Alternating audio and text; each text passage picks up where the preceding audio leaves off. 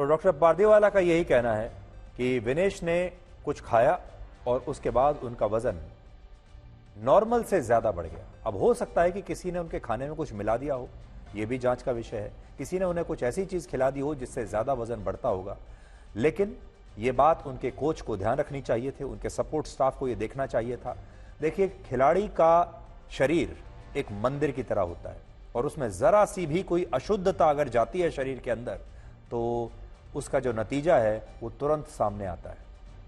Indian Olympic association के अध्यक्ष और मशहूर एथलीट पीटी उषा ने भी आज फोन पर इस पूरे घटनाक्रम की जानकारी प्रधानमंत्री मोदी को दी। प्रधानमंत्री मोदी ने उनसे फोन पर बात की, पूछा कि क्या है, और उनका कहना है कि भारत यूनाइटेड वर्ल्ड रेसलिंग में इसका कड़ा विरोध जता रहा है और भारत ने विनेश को सिल्वर मेडल देने की मांग की है कि चलिए कोई बात नहीं, आपने डिस्क्वालीफाई कर दिया, फाइनल मुकाबला नहीं खेल पाए, लेकिन सिल्वर तो उन्हें मिलना ही चाहिए। Vinesh disqualification is very shocking, and I met Vinesh at the Olympic Village Polyclinic a short while ago and assured her complete support of the Indian Olympic Association, Government of India and the whole country. We are providing Vinesh all medical and emotional support.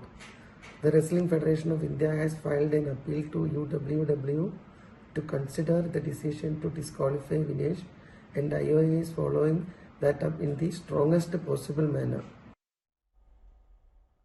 Bharat के आग्रह पर United world wrestling के chief ने कहा है कि नियम नियम होते हैं और अब कुछ नहीं हो सकता।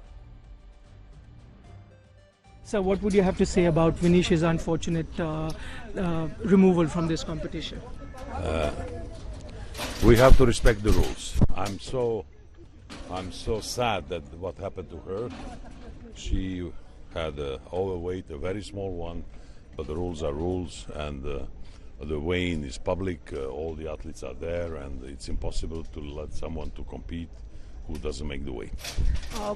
People are saying that she made the weight on day one and reached the final. If day two she did not, maybe disqualify her from the final but allow her to get that medal because she won fair and square in the first few games?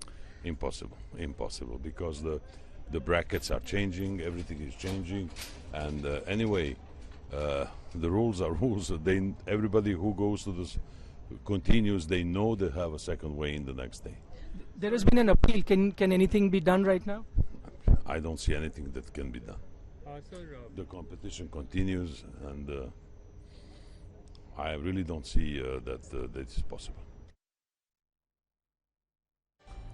Olympic खेलों में America के लिए gold medal जीत चुके कुश्ती के मशहूर खिलाड़ी Jordan बरोज ने कहा है कि यूनाइटेड वर्ल्ड रेसलिंग को अपने नियमों में बदलाव करना चाहिए और इस घटना में विनेश को सिल्वर मेडल जरूर मिलना चाहिए, और यह मांग शायद सही भी है। विनेश ने कल जब सेमीफाइनल का मुकाबला जीता था तब उनका वजन 50 किलोग्राम से कम था और उस मुकाबले में कोई कमी नहीं थी। वो उस मुकाबले में पूरी तरह से योग्य थी। विनेश अपनी योग्यता से और सारे नियमों का पालन करते हुए फाइनल में पहुंची और इसलिए विनेश को सिल्वर मेडल तो मिलना ही चाहिए, और इस मामले में यूनाइटेड वर्ल्ड रेसलिंग को अब अपने नियम बदलने चाहिए। यह मांग लगातार उठ रही है। और आज प्रधानमंत्री मोदी ने भी सोशल मीडिया पर लिखा कि Vinesh Phogat champion of champions है और वो भारत का गौरव है और हर भारतीय के लिए प्रेरणा है। उनके ओलंपिक खेलों से बाहर होने पर वो बहुत दुखी हैं और उनके पास अपनी निराशा को व्यक्त करने के लिए शब्द नहीं है, ऐसा प्रधानमंत्री मोदी ने लिखा है। और खेल मंत्री मनसुख मंडाविया ने भी संसद में इस घटना पर सरकार का पक्ष रखा और बताया कि इंडियन ओलंपिक एसोसिएशन ने यूनाइटेड वर्ल्ड रेसलिंग में इस मामले को लेकर कड़ा विरोध दर्ज कराया है। 7 अगस्त 2024 को 50 किलोग्राम महिला कुश्ती के लिए वजन का निर्धारण 7:15 और 7:30 पेरिस समय के अनुसार रेपोचेज और फाइनल में भाग लेने वाले पहलवानों के लिए किया गया था। विनेश का वजन 50 किलो 100 ग्राम पाया गया, इसलिए वे स्पर्धा के लिए अयोग्य घोषित की गई। इस मामले को लेकर भारतीय ओलंपिक संघ ने अंतर्राष्ट्रीय कुश्ती संघ से कड़ा विरोध भी दर्ज किया है। नेशनल भारतीय ओलंपिक संघ की अध्यक्षा पीटी उषा भी अभी पेरिस में है। प्रधानमंत्री जी ने स्वयं उसके साथ बातचीत करके उचित कार्यवाही करने के लिए, उचित एक्शन लेने के लिए भी उसको कहा गया है। भारत सरकार ने विनेश फोगाट की उनकी आवश्यकता के अनुसार हर संभव सहायता प्रदान की है। उनके लिए पर्सनल स्टाफ भी नियुक्त किए गए हैं जो अपने क्षेत्र के विशेषज्ञ हैं। ओलेर अकोच कोच के रूप में उसके साथ थे, वैन पैट्रिक लॉम्बार्ड स्ट्रेंथ और कंडीशनिंग विशेषज्ञ, अश्विनी जीवन पाटिल फिजियोथेरापिस्ट, मयंक सिंह गरिया स्ट्रेंथ और कंडीशनिंग विशेषज्ञ, शुभम और अरविंद स्पारिंग पार्टनर। इनको पेरिस ओलंपिक चक्र के लिए कुल 70,45,775 की वित्तीय सहायता दी गई है। 2020 टोक्यो ओलंपिक चक्र में 1,13,98,224। अब जो मैं आपको कहने वाला हूं उसे आप बहुत ध्यान से सुनिएगा, क्योंकि अब मैं आपको यह बताने वाला हूं कि विनेश फोगाट भारत के बाकी खिलाड़ियों से अलग कैसे हैं, उनकी लड़ाई बाकी के खिलाड़ियों से अलग क्यों थी।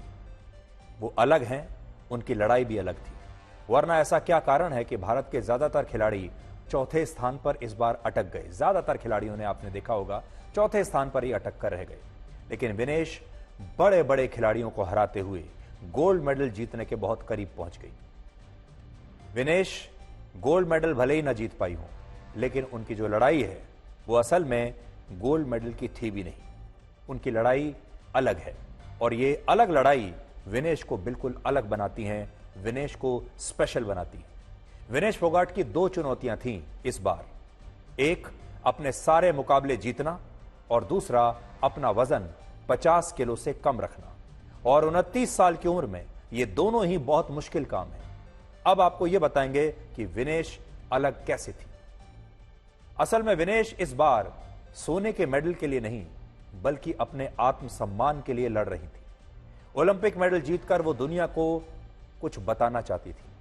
वो बताना चाहती थी कि वो बेहतरीन खिलाड़ी हैं, वो अभी जिंदा हैं और उनका हुनर, उनकी ताकत आज भी बरकरार है। वो पूरी दुनिया को यह बताना चाहती थी।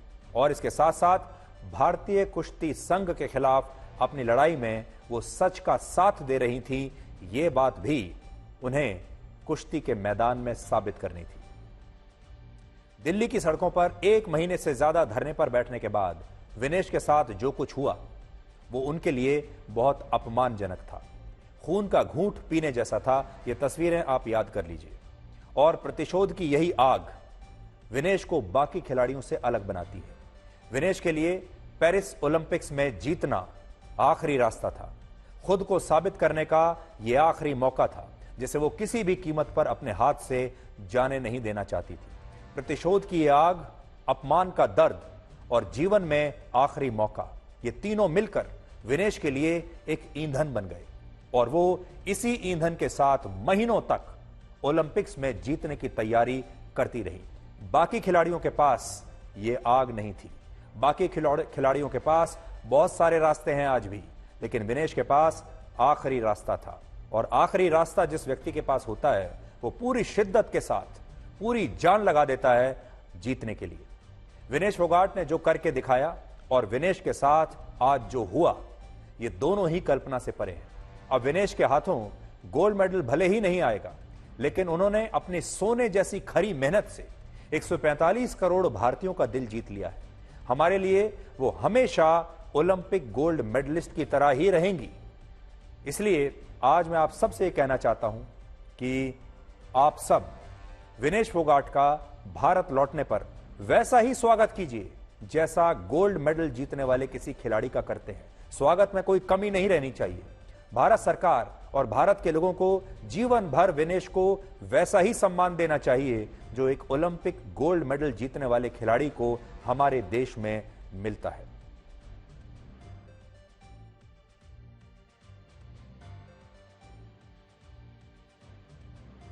कहते हैं कि समय से पहले और भाग्य से ज्यादा किसी को कुछ नहीं मिलता, और यह गोल्ड मेडल शायद विनेश फोगाट की किस्मत में नहीं था। देखिए, हमने आपको नियम बता दिए, हमने आपको षड्यंत्र का एंगल बता दिया, हमने आपको गलतियां बता दी। जब यहां कुछ नहीं निकला तो क्या दिखता है, क्या लगता है? फिर यह लगता है कि शायद किस्मत को यही मंजूर था। और देखिए किस्मत ने भी विनेश के साथ क्या किया। विनेश ने पूरी दुनिया को यह तो बता दिया कि वो कितनी शानदार खिलाड़ी है। उन्होंने ये तो बता दिया कि मेरे साथ बहुत गलत हुआ, लोगों ने मुझे बहुत रोकने की कोशिश की, लेकिन मैं अपने जज्बे के साथ, अपनी ताकत के साथ यहां तक पहुंच गई, मैं रुकी नहीं। लेकिन किस्मत ने वो गोल्ड मेडल उनसे छीन लिया, ऐसा गोल्ड मेडल जो उनके हाथों में आया हुआ था। इसलिए बहुत सारे लोग जो किस्मत पर यकीन नहीं करते, आज उन्हें भी किस्मत पर यकीन होने लगेगा। विनेश के साथ आज जो हुआ वैसा ओलंपिक खेलों के इतिहास में आज तक किसी भारतीय खिलाड़ी के साथ नहीं हुआ है। और देखिए ये भी जो अगर होना भी था तो विनेश के साथ ही। ऐसा कभी नहीं हुआ जब कोई खिलाड़ी अपना मुकाबला खेलने के बाद अपने ज्यादा वजन के कारण डिस्क्वालीफाई हुआ हो, और ऐसा कभी होता भी नहीं है। लेकिन विनेश के साथ ये घटना हुई और इससे यह पता चलता है कि किस्मत बहुत बड़ी चीज है।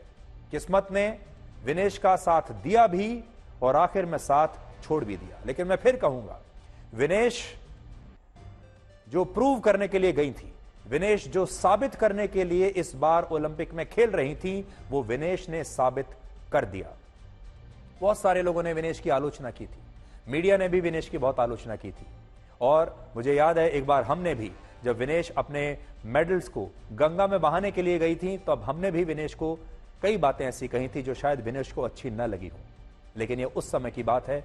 आज विनेश को लेकर हमारे देश के लोगों में, हम सब के मन में एक नया सम्मान आया है। विनेश का यह तीसरा ओलंपिक था जिसमें वो 2016 के रियो ओलंपिक्स और 2020 के टोक्यो ओलंपिक्स में क्वार्टर फाइनल में ही बाहर हो गई थी। और इस बार जब वो मेडल जीत सकती थी, तब भी 100 ग्राम ज्यादा वजनों के कारण वो डिस्क्वालीफाई हो गई। शायद ये किस्मत ही है। और आज हम विनेश से एक बात कहना चाहते हैं। विनेश ने सबका दिल तो जीत लिया। विनेश को जो बताना था विनेश ने बता दिया, गोल्ड मेडल के बिना ही बता दिया। लेकिन विनेश से भी आज हम कुछ कहना चाहते हैं, और वो ये है कि विजेता वो नहीं होते जो कभी असफल नहीं हुए, बल्कि वो होते हैं जो कभी भी हार नहीं मानते। और विनेश फोगाट को भी हार बिल्कुल नहीं माननी चाहिए। इसी पेरिस ओलंपिक्स में क्यूबा के एक रेसलर 41 वर्ष की उम्र में गोल्ड मेडल जीते हैं, और विनेश तो अभी सिर्फ 29 साल की है। और सोचिए, जब 41 वर्षीय खिलाड़ी कुश्ती में मेडल जीत सकते हैं, तो फिर विनेश अगले ओलंपिक खेलों में गोल्ड मेडल क्यों नहीं ला सकती।